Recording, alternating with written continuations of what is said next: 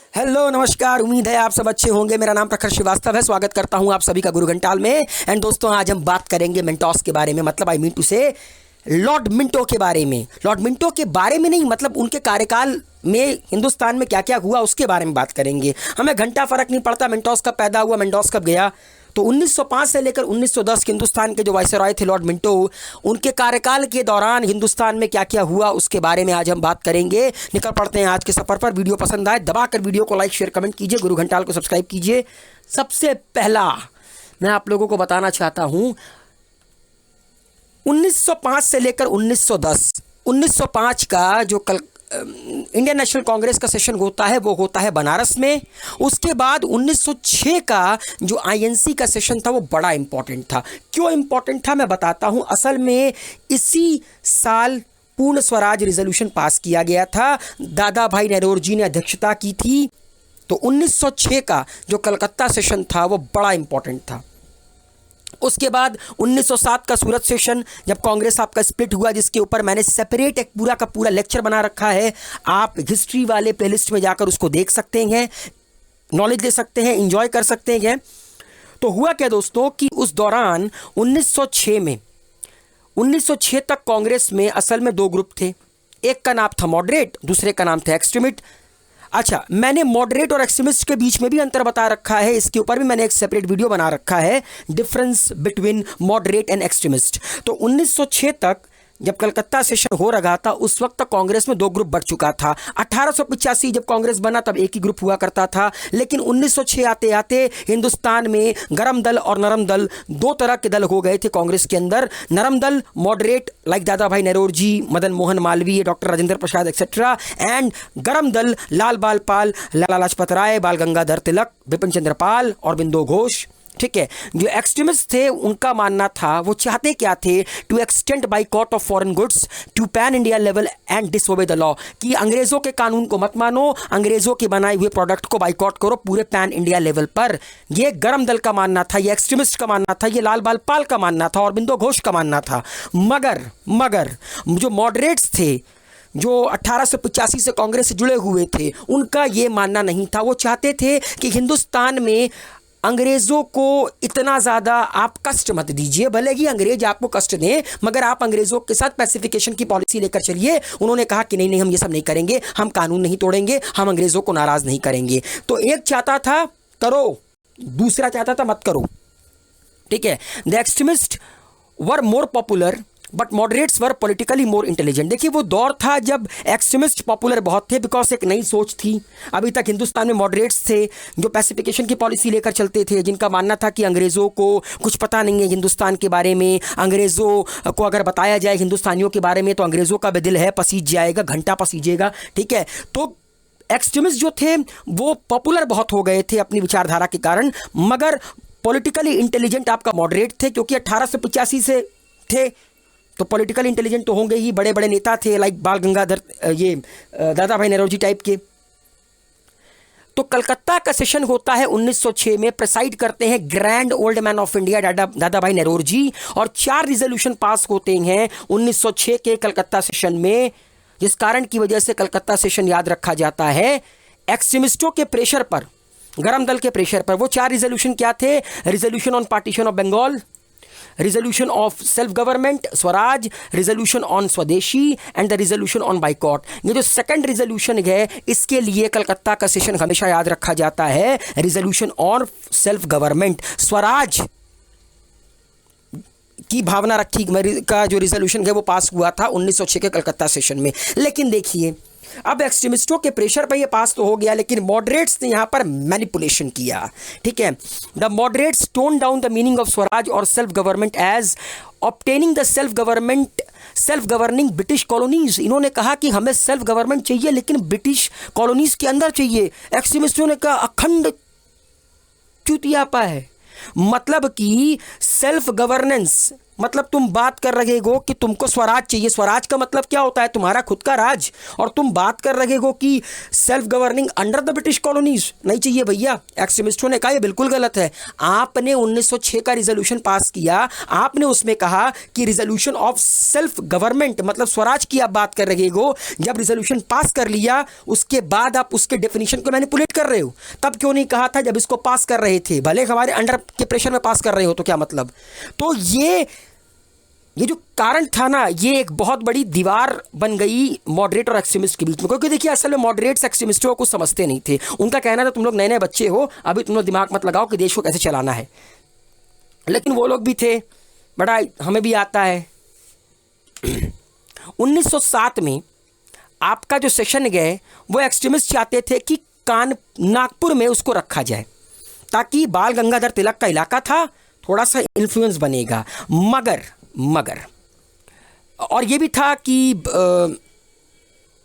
Local extremist वहाँ पर ज़्यादा मिल जाते नागपुर में, जिसकी वजह से आपका एक्सट्रीमिस्ट जो चाहते थे उनके फेवर में ज़्यादा आवाज़ें उठती। तो मॉडरेट्स ने जानबूझकर 1906 के बाद का जो अगला सेशन था 1907 का, वो नागपुर की जगह सूरत में हेल्ड करवाया। एक्सट्रीमिस्ट चुप रहे। एक्सट्रीमिस्ट ने कहा चलो ठीक है, तुमने नागपुर से सूरत रीशेड्यूल कर लिया, ओके, तुमने नागपुर से सूरत सेशन करवा लिया, लेकिन सेशन में जो चेयरमैन होगा वो हमारा होगा, जो प्रेसिडेंट होगा वो हमारा होगा।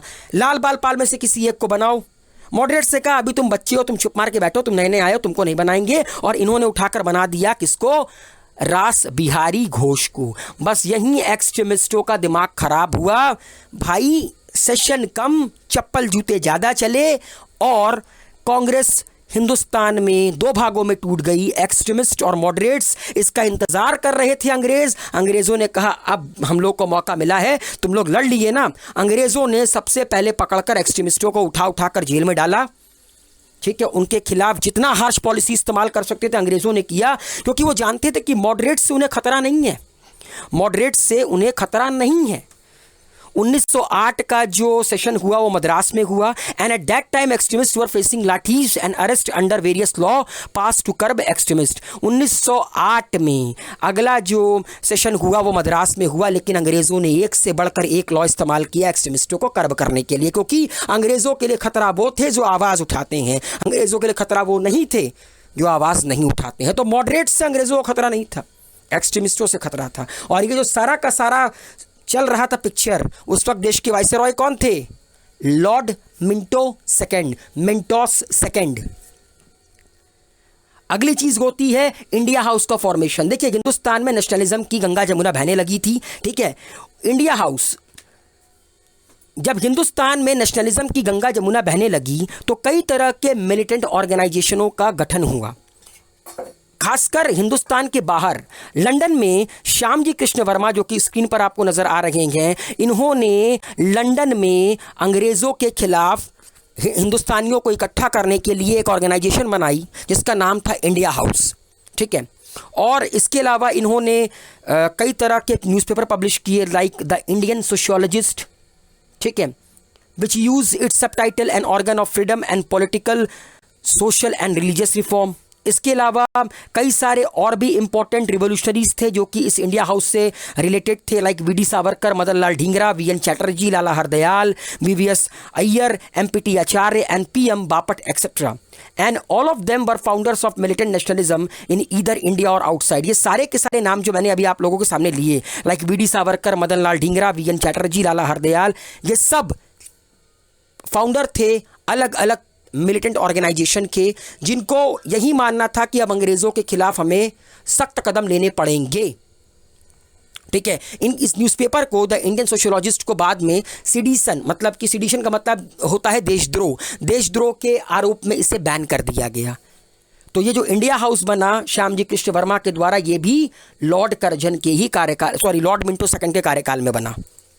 अगला है मदन लाल ढींगरा का करजन वाइली को गोली मारना, मतलब उनका मर्डर करना। मदन लाल ढींगरा का भी नाम मैंने लिया था जो कि इंडिया हाउस से जुड़े हुए थे। तो मदन लाल ढींगरा ने 1909 में अंग्रेज़ों को एक कट क्लियर मैसेज देने के लिए एक अंग्रेज सर कर्जन वाइली को लंदन में, नॉट इन इंडिया, लंदन में जुलाई 1909 में गोली मार दी। और गोली मारने के बाद मदन लाल ढींगरा अपने आप को मारना चाहते थे क्योंकि वो अरेस्ट नहीं होना चाहते थे, मगर उनको पकड़ लिया गया, ट्रायल चला और 17 अगस्त 1909 को उनको फांसी हुई। एंड ये क्रांतिकारी, ये माना जाता है कि शुरुआती दौर में ये उन कुछ क्रांतिकारियों में से हैं जिनको फांसी हुई, ठीक है। और इनके सैक्रिफाइस ने सिर्फ इंडियंस को इंस्पायर नहीं किया, बल्कि जो आयरिश थे, जो कि अंग्रेज़ों से ऑटोनॉमी के लिए स्ट्रगल कर रहे थे, उनको भी इंस्पायर्ड किया। तो 1909 में मदन लाल ढींगरा ने गोली मारी कर्जन वाइली को। इसको लॉर्ड कर्जन के साथ आप उसको कंफ्यूज मत कीजिएगा, लॉर्ड कर्जन अलग थे, ये एक ब्रिटिश नागरिक था जिसका नाम था सर कर्जन वाइली, और इसको लंदन में गोली मारी थी। अगला है अनुशीलन समिति का निर्माण 1902 से लेकर 1908। अनुशीलन समिति का निर्माण किया था प्रमातनाथ मित्र ने, जो कि एक बैरिस्टर थे कलकत्ता से, और कई बड़े बड़े नाम थे जो कि इससे एसोसिएटेड थे। श्री अरबिंदो घोष, देशबंधु चित्तरंजन दास, सुरेंद्रनाथ टैगोर, जतींद्रनाथ बैनर्जी, भूपेंद्रनाथ दत्ता, बारिंद्र घोष एक्सेट्रा, ये आपका अनुशीलन समिति से क्या थे, एसोसिएटेड थे।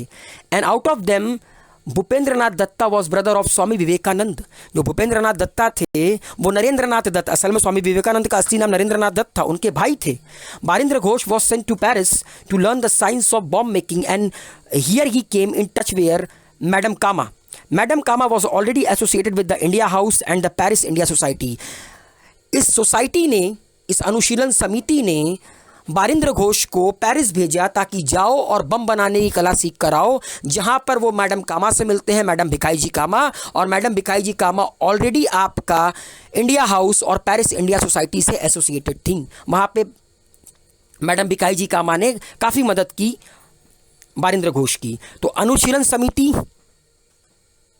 अगला है अलीपुर बॉम्ब केस, मतलब इसको मानिकटिला बॉम्ब कंस्पिरेसी भी कहते हैं। बड़ा ही कह सकते हैं आपकी रोमांटिसाइज है अलीपुर बॉम्ब केस।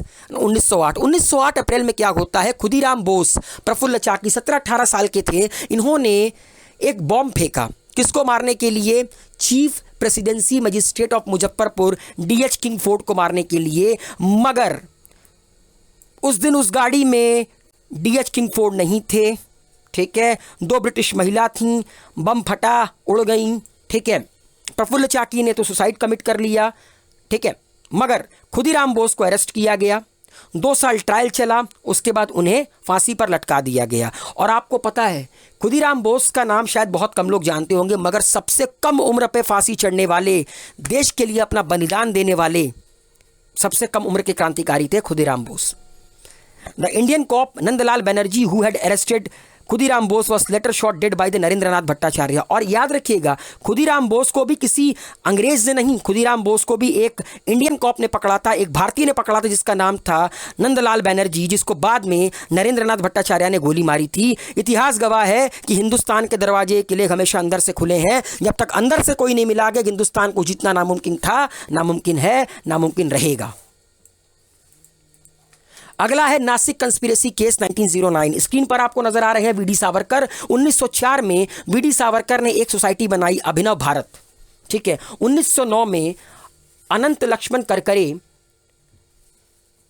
उन्होंने एक, जो कि इस ऑर्गेनाइजेशन के मेंबर थे, अभिनव भारत के मेंबर थे, उन्होंने डिस्ट्रिक्ट मजिस्ट्रेट ऑफ नासिक, उसको गोली मार दी, जिसका नाम था एएमटी जैक्सन, ठीक है।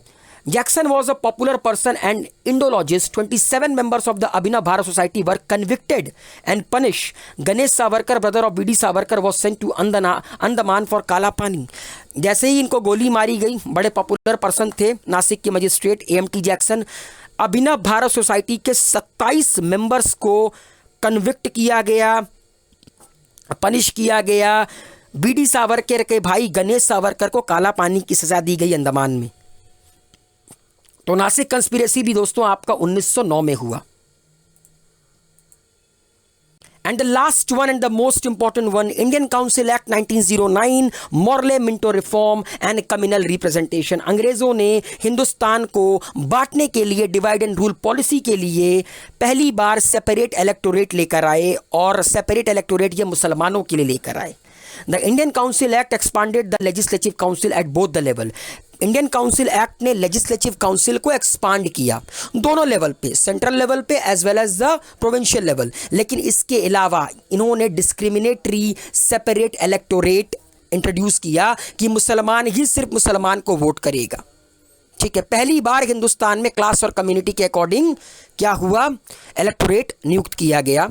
And the Congress D announce it in Lahore session in 1909। Congress ने कहा कि हम इस मॉर्ले मिंटो रिफॉर्म्स को नहीं मानते हैं। तो दोस्तों ये कुछ इंपॉर्टेंट इवेंट थे जो टेक प्लेस हुए